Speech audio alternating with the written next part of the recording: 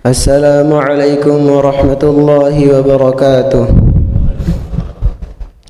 الحمد لله العلي الأكرم الذي علم بالقلم علم الإنسان ما لم يعلم، والصلاة والسلام على محمد سيد العرب والعجم وعلى آله وأصحابه ينابيع العلوم والحكم. أما بعد. Para jamaah salat subuh Masjid Zardul Abrar,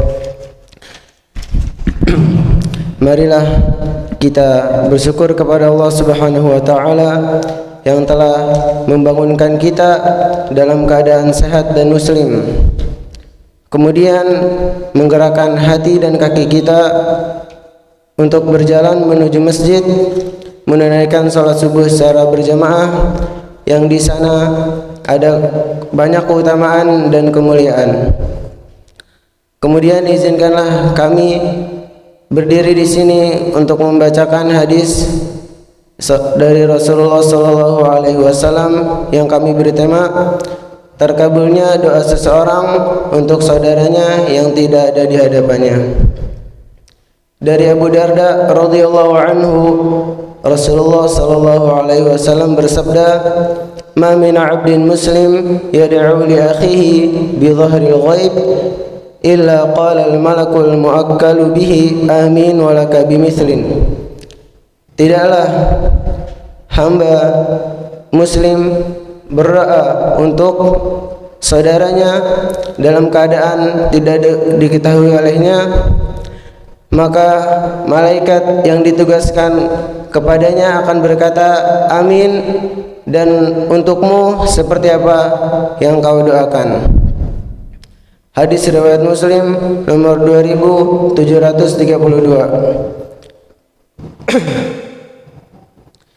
Ditegaskan dalam hadis di atas bahwa doa seorang muslim untuk saudaranya yang tidak ada di hadapannya itu terkabulkan dan disaksikan oleh malaikat yang ditugaskan kepadanya. Tak kala dia berdoa untuk saudaranya, maka malaikat yang ditugaskan kepadanya mengucapkan amin, dan untukmu seperti apa yang kau doakan. Imam Nawawi rahimahullah berkata, hadis di atas menjelaskan tentang keutamaan seorang muslim mendoakan saudaranya dari tempat yang jauh. Jika seandainya dia mendoakan sejumlah atau sekelompok umat Islam, maka tetap mendapatkan keutamaan tersebut.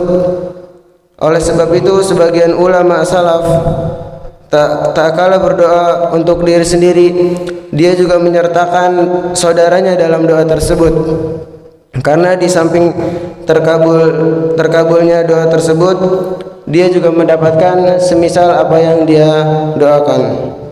Syekh Al-Mubarakfuri berkata, jika seorang muslim mendoakan saudaranya kebaikan dari tempat yang jauh tanpa diketahui oleh saudara tersebut, maka doa tersebut akan dikabulkan.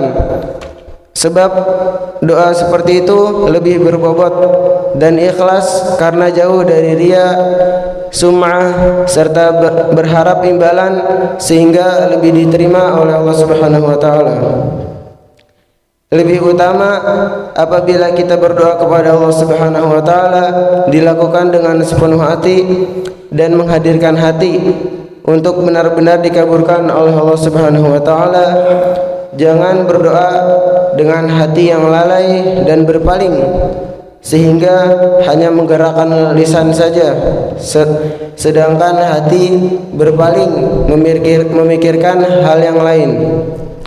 Rasulullah sallallahu alaihi wasallam bersabda, berdoalah kepada Allah dengan keyakinan bahwa doa tersebut akan dikabulkan, dan ketahuilah sesungguhnya Allah Subhanahu wa taala tidak mengabulkan doa dari hati yang lalai dan berpaling.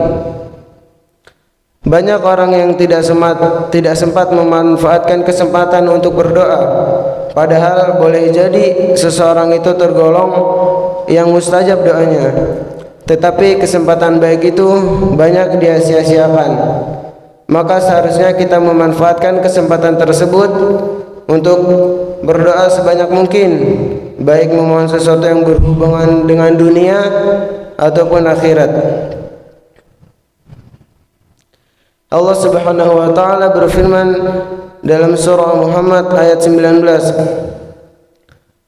"Wastaghfir li dzambika walil mu'minina wal mu'minat." Dan mohonlah ampun atas dosamu dan atas dosa orang-orang mukmin laki-laki dan perempuan. Dan juga Allah Subhanahu wa taala berfirman dalam surat Ibrahim ayat 41, Rabbana ighfir li wa liwalidayya walil mu'minina wal mu'minat. Rabbana ighfir li wa liwalidayya walil mu'minina yauma yaqumul hisab.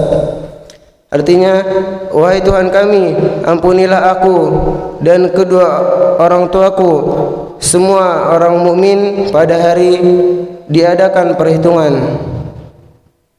Dan juga Allah Subhanahu wa taala berfirman dalam surah Nuh ayat 28, Ya Allah, ampunilah aku, ibu bapakku, dan siapapun yang memasuki rumahku, baik dengan beriman dan semua orang yang beriman dari laki-laki maupun perempuan. Untuk mengakhiri pembacaan hadis kali ini, mari kita hadirkan hati kita, menundukkan hati kepada Allah Subhanahu wa taala, bermunajat kepadanya. Astaghfirullahalazim, astaghfirullahalazim, astaghfirullahalazim. Bismillahirrahmanirrahim. Alhamdulillahi rabbil alamin, hamdan yuwafi ni'amahu wa yukafi'u mazidah. Ya Rabbana lakal hamdu wa lakal syukur kama yanbaghi li jalali wajhika wa 'azimi sultanik. Allahumma salli ala Muhammad wa ala ali Muhammad. Ya Allah yang maha besar dan maha kuasa, kami mohon kepada Engkau ya Allah untuk para musyrif, orang tua asuh, donatur, pembina dan pengurus yayasan serta pengurus ponpes dan umat muslimin dan muslimat.